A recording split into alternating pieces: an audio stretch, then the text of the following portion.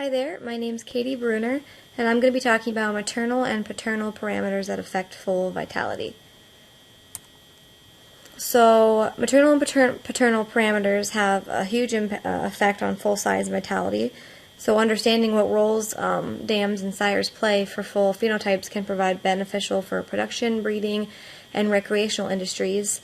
A lot of these industries include, racing, equestrian, reining, or if we're using them for breeding, what kind of brood mares are we wanting? What specific traits are we looking for these foals to have? Are we wanting them for research, ranching? Do we want them to be working horses or more dressage events? So stuff like that, and a lot of these phenotypes affect these foals and whether or not they're bred for what we want. Some of the maternal traits include age, parity, and size, which also play a role in placental functions. They affect newborns' genetics, including weight and height, and these traits are important because we're interested in ease of foaling, and if that mare has a low parity or not a lot of births so far, then she has a more at-risk pregnancy. So basically, the older the mare, the better ease of foaling. If she has a higher parity, if she's had multiple births, the easier it is to foal. And that also includes the size of the mare. If she's bigger, if she has a wider hips, that's easier for the foal to be pulled or to not be assisted. Then all of these traits affect whether or not that foal's gonna have an easy birth or a more at-risk birth. So it doesn't only just affect the foal, but it affects placental functions, which is directly correlated to postnatal growth. The foal's height at birth is an accurate predictor of its adult height, according to Dr. Walton and Hammond, which is a study that I found. Their study collected data from Malangalara Palasta and Brazilian sport horses, and they correlated maternal placental parameters with weight, height, thoracic parameter, and vitality in those horses, in those foals. So, their study included 18 Malangalara Palista horses and 20 Brazilian sport horses, and those foals were being monitored at 2 different breeding farms in Brazil.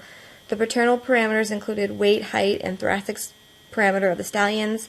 Maternal parameters included age, parity, gestational length, weight, height, and thoracic parameters after birth. And then placental parameters included time for fetal membrane expulsion, umbilical cord length, and weight of entire placenta and allantochorion density. They also included neonatal parameters, which included time in sternal recumbence, suckle reflex, stand nursing, and then the foal's height and weight at 7 and 30 days of age.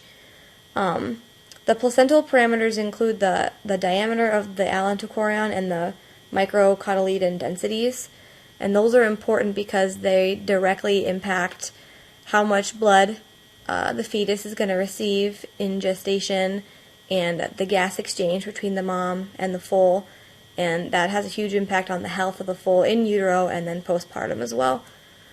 So the data that was collected included the mare's age, and that was positively correlated to the parity. So that means that the older male mares had taller and heavier foals.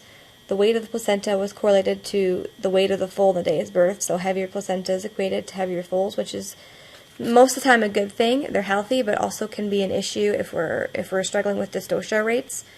So bigger foals typically have a harder time foaling.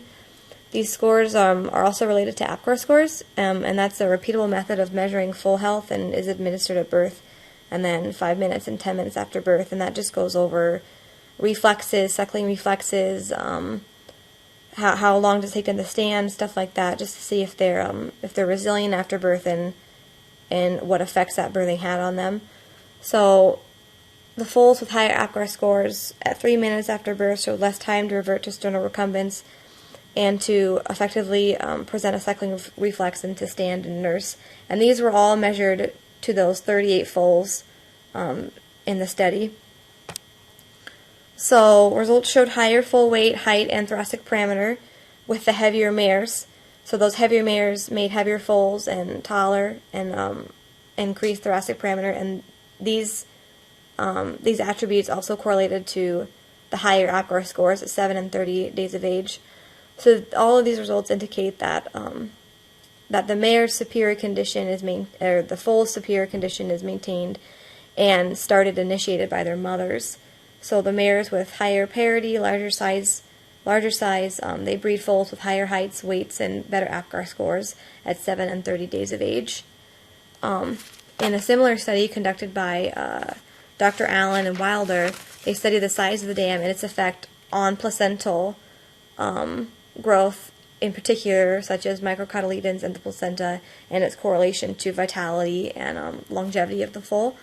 And their results showed that the mare's size affects both maternal and fetal genotypes, and that controls the rate and size of fetal growth by influencing the entire area of the placenta and the density of those microcotyledons in the surface. And like I said, those microcotyledons, they're basically attachments from the fetus to the mother within the placenta, and they basically serve to increase the surface area of the placenta, and that allows for more gas exchange, and that allows for better waste expulsion and better blood supply to and from the mother and the foal. So in utero, the better and the more dense the placenta and the larger the cotyledons, the more blood the foal's getting, the more nutrients it's getting, it's growing better at a faster rate, and that's all a good thing. So these foals have a greater chance of a healthy birth and longevity after birth. And so overall, the results indicate that there's a distinct effect for maternal and paternal genotypes on their offspring. They influence the size of the foal, the longevity of the foal, and then in turn their economic worth based on how their growth rates, how fast they're growing, how good they're eating, the health just in utero as well. The specific influences on foal size are the maternal size and the maternal placental conditions, and these all have a positive correlation to increase the foal size and their longevity postpartum. And that means a better economic outcome. It doesn't matter what you use your foal for, if it's racing or if you're going to use it for a broodmare or just trail riding and just more recreational activities. The healthier the mare, the healthier the foal is what these studies concluded. And there's my bibliography. Thank you.